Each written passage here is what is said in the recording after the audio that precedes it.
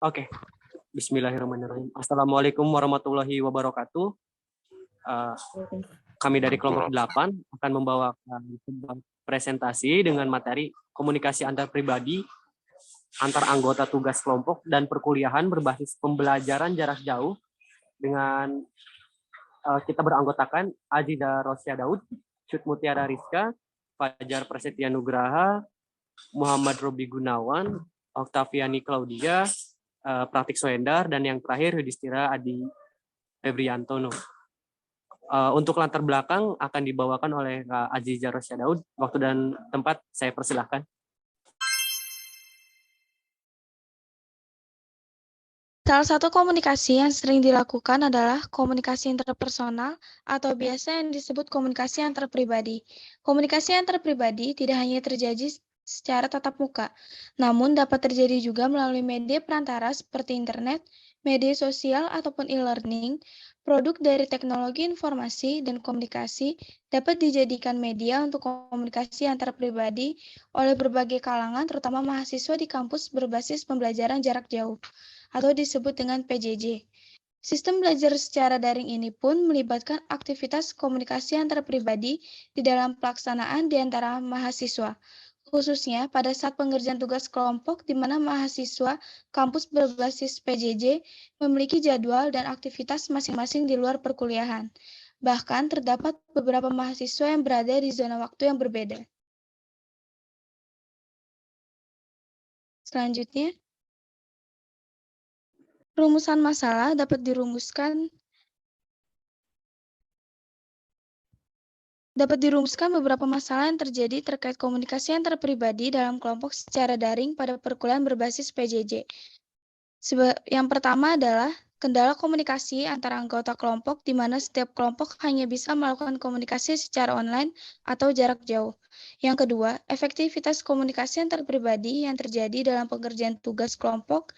Dan yang terakhir, yang ketiga, teknis yang bisa dilakukan saat proses komunikasi antar pribadi pada saat mengerjakan tugas kelompok. Selanjutnya. Terima kasih atas paparan materinya. Kemudian untuk tujuan dan pembahasan akan dibawakan oleh Kak Cut Mutiara Rizka. Saya persilahkan. Baik, terima kasih. Tujuan pembahasan. Yang pertama, memaparkan kendala yang sering dihadapi saat mengerjakan tugas kelompok secara daring atau perkuliahan dengan sistem PJJ. Yang kedua, mendeskripsikan efektivitas komunikasi antar pribadi yang terjadi saat melaksanakan tugas kelompok secara daring. Yang ketiga, menjelaskan tahapan-tahapan dari proses komunikasi antar pribadi saat mengerjakan tugas kelompok mata kuliah komunikasi antar pribadi dan budaya siber. Selanjutnya, landasan konseptual komunikasi antar pribadi. Komunikasi antar pribadi dinilai sangat efektif untuk merubah perilaku orang lain. Bila terdapat persamaan mengenai makna yang dibincangkan, tanda khusus yang ada di komunikasi antar pribadi ini terletak pada arus balik langsung. Arus balik langsung tersebut memiliki daya tangkap yang mudah untuk komunikator baik secara verbal, dalam bentuk kata maupun nonverbal, dalam bentuk bahasa tubuh seperti anggukan, senyuman, mengernyitkan dahi, dan lain sebagainya. Selanjutnya, ini merupakan pendapat para ahli komunikasi interpersonal, yaitu dari Joseph A. DeVito, Erwin Pace, Dedi Mulyana, dan Barnold. Selanjutnya. Terima kasih atas pemaparan materinya. Untuk yang ketiga adalah landasan teoritis komunikasi antar pribadi yang akan dibawakan oleh Kak Fajar Prasetya Nugraha. Saya persilahkan.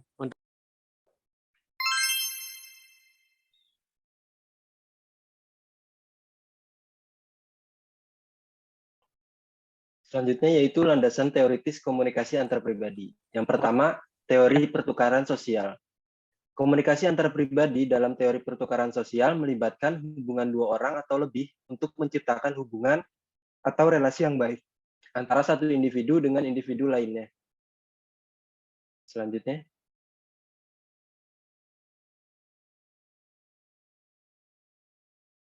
Menurut George C. Homans dalam bukunya yang berjudul Social Behavior, Elementary Form, teori pertukaran sosial adalah hubungan antara dua orang atau lebih dengan menerapkan prinsip ekonomi, yaitu jual beli. Ia menyatakan proses psikologi yang terjadi pada dua orang yang berinteraksi sama dengan proses jual beli, yang mana kedua belah pihak saling memberikan harga dan mencari untung. Hubungan tersebut dapat bertahan lama apabila hubungan di mana kedua belah pihak mendapatkan keuntungan masing-masing. Selanjutnya. Kemudian menurut John Tibaut dan Harold H. Kelly, teori pertukaran sosial ini disebut juga sebagai teori hasil interaksi, yang mana dikemukakan sebagai hubungan dua orang di mana mereka saling tergantung untuk dapat meraih hasil-hasil yang positif. Dan setiap individu secara sukarela memasuki dan tinggal dalam hubungan sosial hanya selama hubungan tersebut dapat memuaskan apabila dilihat dari segi ganjaran dan biaya. Selanjutnya. Dalam hal ini, pernyataan mengenai hubungan yang berkembang antara mahasiswa dalam anggota tugas kelompok, yaitu bahwa terjadinya komunikasi antar pribadi ini dilakukan hanya untuk membicarakan masalah tugas, dengan cara saling membantu dalam mengerjakan tugas agar lebih efisien. Ketika mahasiswa mampu mengelola komunikasi antar pribadinya dengan baik kepada teman-teman kelompoknya, maka terjadi sebuah proses yang disebut pertukaran sosial atau social exchange. Selanjutnya. Yang kedua yaitu teori pemikiran kelompok. Teori ini dikembangkan oleh Irving Janis yang merupakan teori komunikasi kelompok berfokus pada efektivitas kelompok. Teori ini menciptakan kepuasan kelompok yang tinggi, namun dengan hasil yang tidak efektif. Dalam kasus ini, biasanya tingkat pengakuan antar anggota tertinggi, kondisi dengan tingginya tingkat kepuasan kelompok, namun memiliki hasil yang tidak efektif dapat disebut dengan groupthink. Selanjutnya. Kesimpulan pada materi di atas adalah, dalam pelaksanaan tugas kelompok ini sesuai dengan teori pertukaran sosial dan teori pemikiran kelompok, di mana masing-masing mahasiswa pada anggota kelompok akan melakukan hubungan antar pribadi pada saat berdiskusi dalam tugas masing-masing. Telah disepakati dan dilakukan dalam jangka waktu tertentu, di mana mahasiswa dapat saling bertatap muka, baik antara dua orang atau lebih, dan saling menyampaikan pesan atau pendapat. Dalam hal ini, ada yang dipertukarkan ketika mereka berinteraksi melalui media daring seperti WhatsApp, Telegram, Zoom, atau Google Meet, dengan tujuan memudahkan proses tindakan penyelesaian tugas. Adapun faktor kendala paling utama, selain perbedaan pendapat dalam pengerjaan tugas kelompok pada perkuliahan berbasis pembelajaran jarak jauh ini, yaitu di mana masing-masing anggota kelompok memiliki jadwal dan aktivitas masing-masing di luar perkuliahan, sehingga menyulitkan pemilihan waktu diskusi daring dikarenakan terdapat beberapa mahasiswa yang berada di zona waktu yang berbeda, dan juga masalah kendala teknis pada perangkat gawai yang digunakan masing-masing anggota, seperti gangguan konektivitas jaring internet, yang mana menjadi kendala komunikasi antar pribadi di dalam kelompok. Sekian penjelasan dari saya, terima kasih. Terima kasih atas penjelasan kesimpulan. Maka bisa teman-teman lihat di sini kami sudah menyertakan. Kemudian untuk tahap selanjutnya adalah tanya jawab. Kami membuka beberapa kolom pertanyaan untuk teman-teman yang ingin bertanya. Silahkan open mic dan bertanya. Terima kasih sekarang.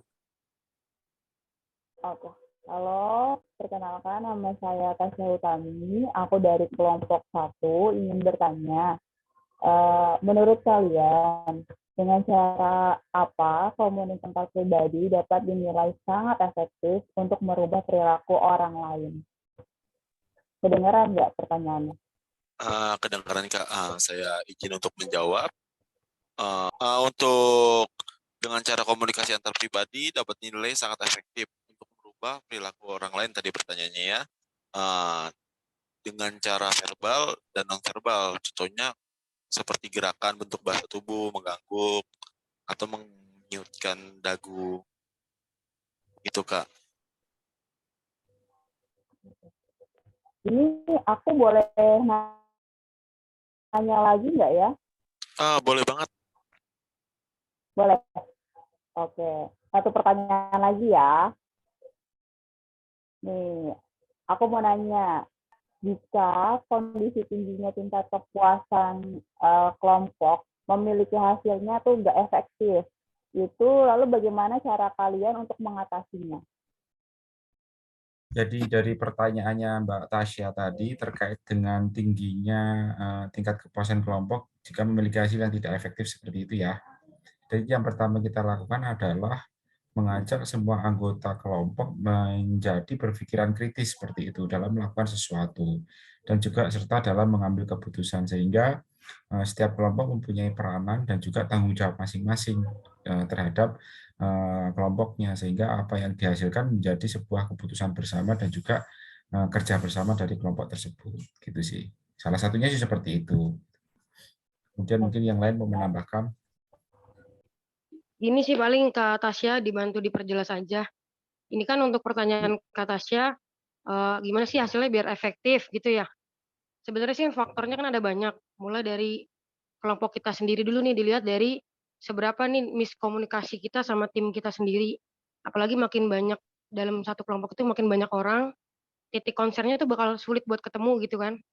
Paling nanti diarahkan untuk ketua dari satu kelompok itu untuk mengumpulkan beberapa kesimpulan dari ide-ide dari anak-anaknya atau kelompoknya, dijadikan satu dan dirundingkan kembali untuk jawabannya.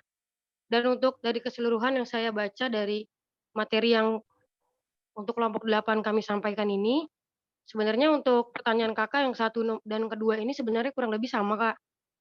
Jadi tadi juga sudah disebutkan untuk di materinya, di sana dijelaskan cara-cara untuk menghadapi apabila ada miskomunikasi dalam kelompok dan kesulitan dalam mencapai tujuan bersama ya untuk pelajaran daring. Itu di situ dijelaskan kan pemaparannya udah cukup seperti teori pertukaran sosial gitu dan yang lain-lainnya dan teori pemikiran kelompok atau group think itu bisa dibaca kembali sama kakaknya. Nah, untuk faktor biasanya yang terjadi itu waktu Kak kalau untuk di kelompok karena mungkin ada yang di waktu Indonesia Tengah, Barat, Timur gitu kan. Jadi paling kita menyesuaikannya membuat pengaturan dulu nih untuk di jam berapa kita komunikasi biar mendapatkan hasil yang baik seperti itu paling Kak Tasya. Cukup dari saya. Ya.